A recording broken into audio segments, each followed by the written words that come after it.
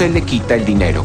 Por eso, este gobierno puso como prioridad la lucha contra el lavado de activos y fortaleció a la Unidad de Análisis Financiero y Económico. Hoy, la UAF está siguiendo la ruta del dinero ilegal para evitar que siga financiando la violencia, las armas y la corrupción política que afecta a los ecuatorianos.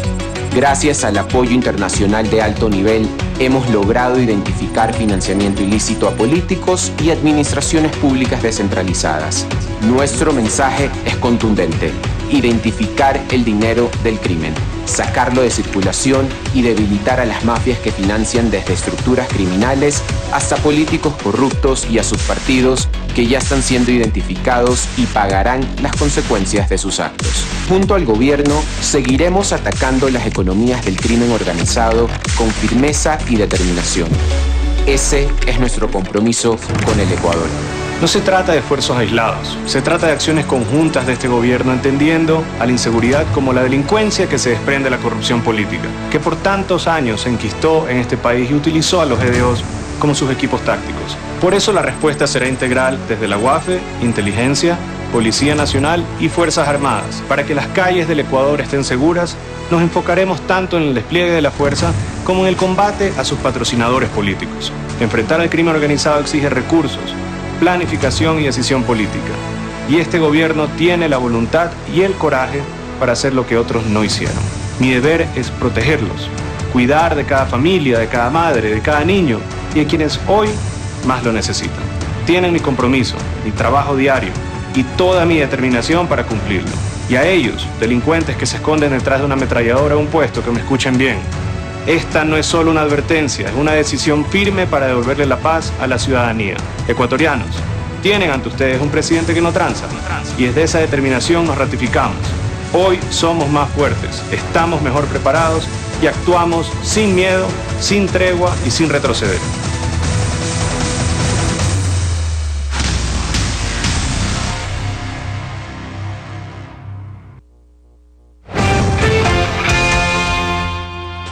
Ecuador se abre paso. El país regresa a los mercados internacionales de capitales con una emisión de bonos por $4.000 millones. Noboa condiciona a Petro. El presidente ecuatoriano anuncia que está abierto al diálogo con Gustavo Petro, pero si no hay voluntad real para hacerle frente al crimen organizado, el diálogo puede ser absurdo. Estados Unidos dio a conocer su Estrategia de Seguridad Nacional 2026. En ella advierte de más operaciones militares contra el narcotráfico en la región.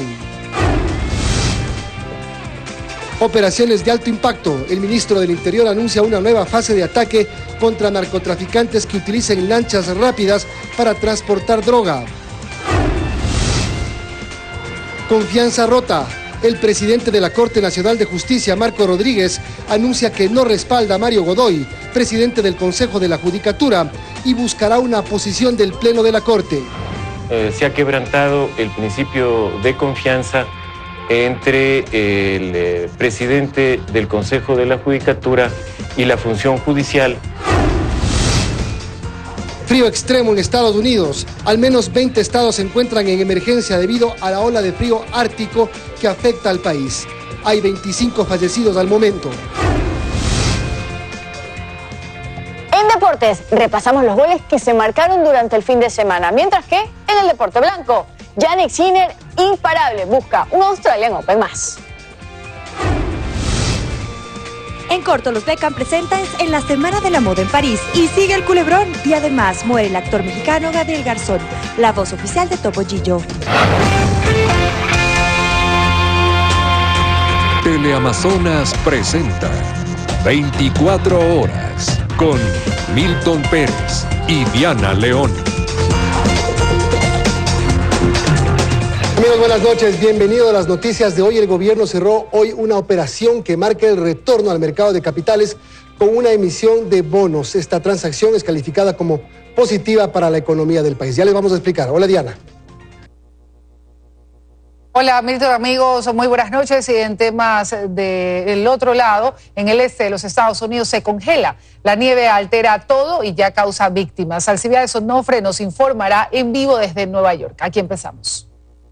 El Ecuador regresa a los mercados internacionales con la emisión de 2 eurobonos por $4.000 millones. Con esto se lograría la recompra de los bonos 2030 y 2035. La operación se concretó tras una gira de las autoridades económicas por Londres, Nueva York y Boston. Después de 7 años, el Ecuador regresa a los mercados internacionales. Este lunes el gobierno anunció la emisión de 2 eurobonos por más de $4.000 millones.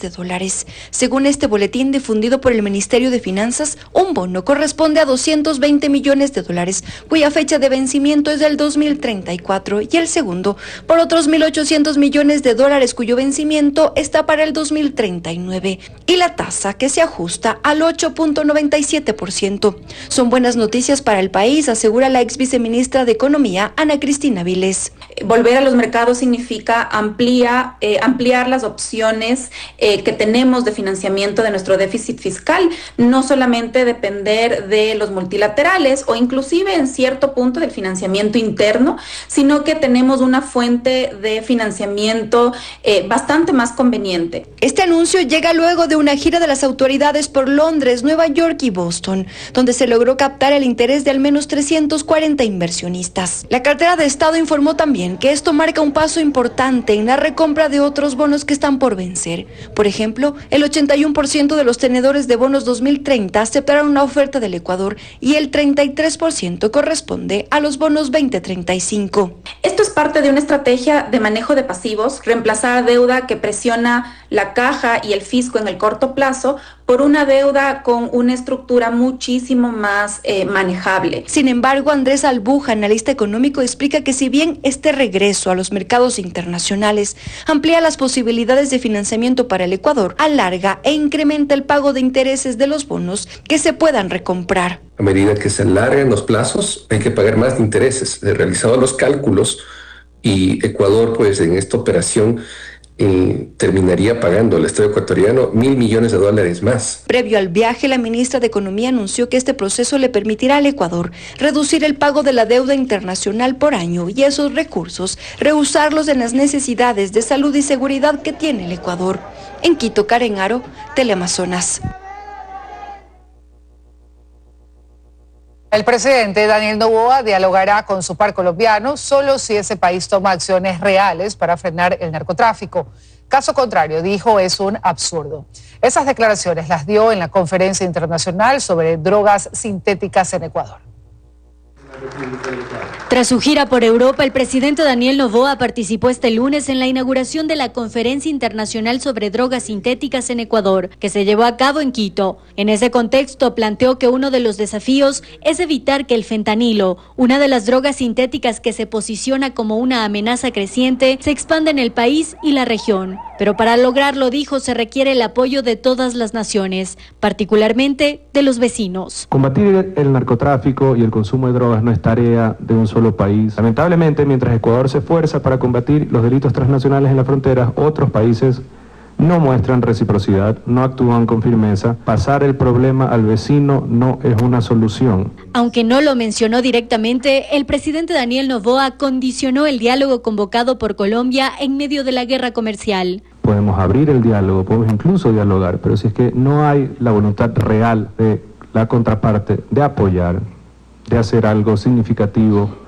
para cooperar, para mejorar la situación, entonces pues ya vemos que es absurdo continuar por un camino en el cual no se ve ningún resultado. Frente a ello, la canciller Gabriela Sommerfeld fue más cauta y señaló que en las próximas horas se conocerán mayores detalles de este posible encuentro entre autoridades de ambos países para hallar soluciones a las decisiones arancelarias que generan una inédita tensión comercial. Son temas delicados que hay que seguir llevando de acuerdo a los intereses que prevalece para el Ecuador. Ya en cuanto a la conferencia, el primer mandatario explicó el trabajo que Ecuador ha realizado desde 2023 para frenar el tráfico de drogas. En Ecuador el combate es frontal. Desde noviembre del 2023 incautamos más de 545 toneladas de droga y desmantelamos redes de narcotráfico. Logramos desmantelar laboratorios donde se mezclaba fentanilo con heroína y cocaína. Hemos decomisado medicamentos irregulares y sustancias químicas peligrosas que amenazaban la salud de nuestra gente.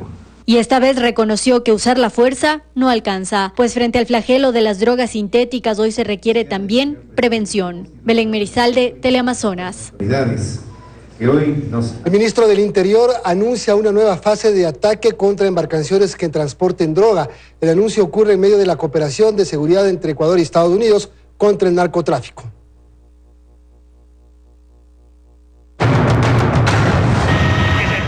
Es una amenaza latente que, pese a los golpes constantes, sigue teniendo al país como un corredor estratégico para la salida del 70% de cocaína que se consume en el mundo. Esto según datos del New York Times. Frente a esto, el ministro del Interior, John Rainberg, y el subsecretario adjunto de los Estados Unidos para las Américas, Joseph Humire, reforzaron este fin de semana las alianzas contra el narcotráfico en un contexto más amplio en el cual la estrategia central sea la coordinación operativa entre las Fuerzas Armadas de ambos países. Fundamental para el país y para atacar, porque no solamente es protegernos, sino atacar a estos grupos criminales. En septiembre del 2025 en el país se decomisó 135 toneladas de droga, uno de los mayores cargamentos incautados que vulneró la seguridad de los puertos nacionales, siendo los más sensibles los puertos de Guayaquil, Machala y Pozorja, puntos que son una de las rutas de partidas del narcotráfico, y ahí la necesidad de iniciar una segunda fase de ataque. Aquellos que intentan usar o pretenden usar puertos ecuatorianos para salir con los botes rápidos, para contaminar,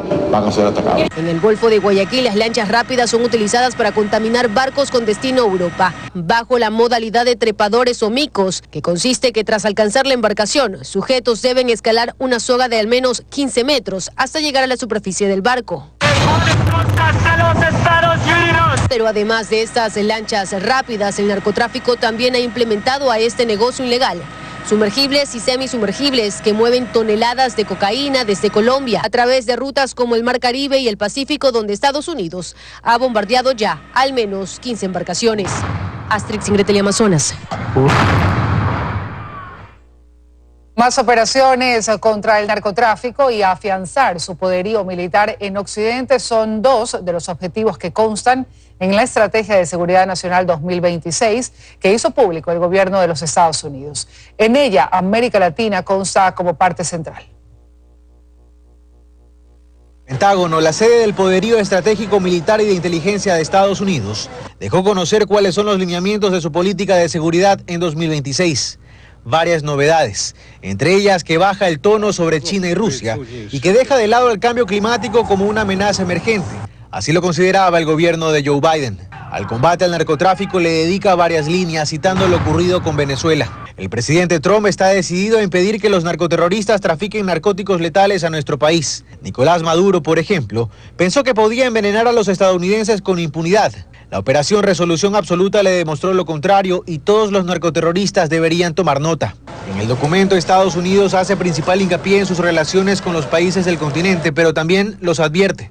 Nos relacionaremos de buena fe con nuestros vecinos desde Canadá hasta nuestros socios en América Central y del Sur, pero nos aseguraremos de que respeten y cumplan con su parte para defender nuestros intereses comunes. Y cuando no lo hagan, estaremos preparados para tomar medidas específicas y decisivas. Este es el corolario Trump a la doctrina Monroe, y el ejército estadounidense está preparado para aplicarlo. La doctrina Monroe, planteada en 1823 por el presidente estadounidense James Monroe, gira en torno a la necesidad de que Estados Unidos amplíe su influencia en la región frente a Europa, y eso incluye intervenciones en países de América Latina. Así lo dejan claro. Defenderemos activamente y sin miedo los intereses de Estados Unidos en todo el hemisferio occidental. Proporcionaremos al presidente Trump opciones militares creíbles para utilizarlas contra los narcoterroristas donde quiera que se encuentren. El plan advierte sobre la restauración de la paz a través de la fuerza, para lo que aseguran es una nueva era para América. Carlos Acoto, Teleamazonas.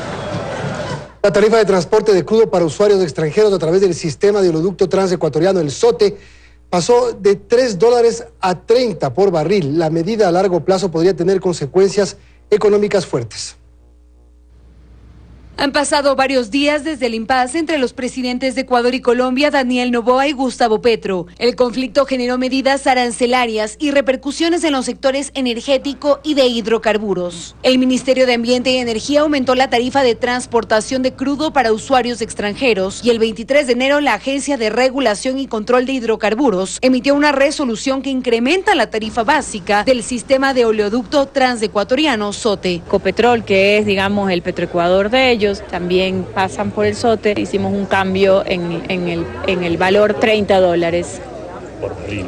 Claro, en vez de $3 son 30. Un incremento del 900%. La decisión se basa en un principio de reciprocidad, pero también, de acuerdo a la ministra de Ambiente y Energía Inés Manzano, por el costo de oportunidad, estabilidad y seguridad en fronteras. No tiene ningún sentido. La mayor coherencia pudo haber tenido una suspensión definitiva aduciendo razones de seguridad e inclusive reforzar la tesis original del gobierno, la cual señaló a Colombia de falta de control de frontera. No obstante, la decisión no sería de mayor afectación para Colombia. En 2024, Petroecuador y Ecopetrol firmaron un contrato por 3 años para que Colombia transporte un promedio inicial de 13.250 barriles diarios, lo que se traduce a más de $14 millones anuales. Colombia produce cerca de 800.000 barriles diarios. Alrededor del 1% de la producción colombiana estaría transportándose por... Yo digo, el perdedor es el Ecuador. El Ecuador deja de tener este ingreso adicional para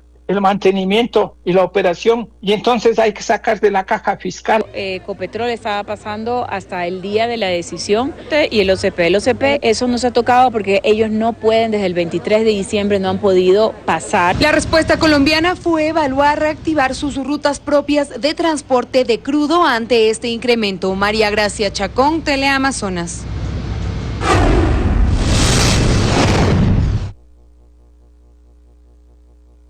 La canciller Gabriela Sommerfield aseguró que el Estado ecuatoriano está al pendiente de los migrantes detenidos por el ICE en Estados Unidos. Sobre el caso del niño Liam Conejo, explicó que la familia pidió al Estado no intervenir para que su pedido de asilo pueda concretarse. Durante una semana, esta imagen, la del niño ecuatoriano de 5 años, Liam Conejo, en manos de agentes federales de migración de Estados Unidos, ICE, despertó la indignación y rechazo, no solo de ciudadanos, sino incluso de importantes figuras de la política norteamericana. En Ecuador, en cambio, este lunes, finalmente, la canciller Gabriela Sommerfield se refirió al tema. Explicó que pese a estar junto a la familia desde el minuto 1 en que ocurrió la detención, ellos solicitaron al Estado no intervenir. Porque lo que da prioridad el padre es su trámite de asilo y está con un abogado.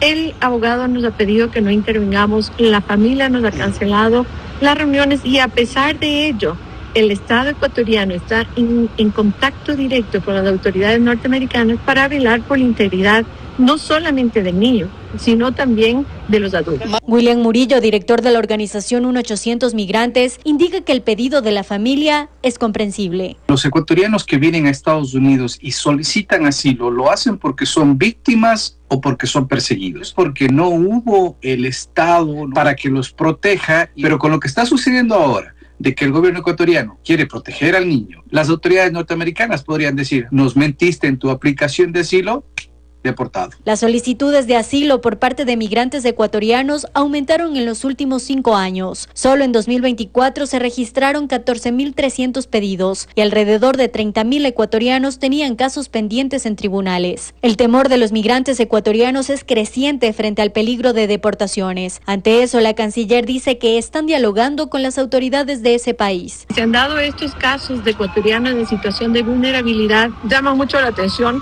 y estamos en contacto permanente con nuestros cónsules desde el Ecuador, con la Embajada de Estados Unidos y a otros niveles también con otras autoridades. El presidente Noboa nos dijo de que los ecuatorianos no iban a ser un grupo prioritario y estamos viendo que al contrario, son cazados acá por las autoridades norteamericanas. Solo en el primer semestre de 2025, casi 4.000 ecuatorianos indocumentados fueron deportados. Belén Merizalde, Teleamazonas. Estados Unidos sigue bajo una masa de aire ártico que no solo no se disipa, sino que se intensifica. Las autoridades meteorológicas advierten que en las próximas horas las temperaturas caerán todavía más, alcanzando niveles capaces de provocar hipotermia e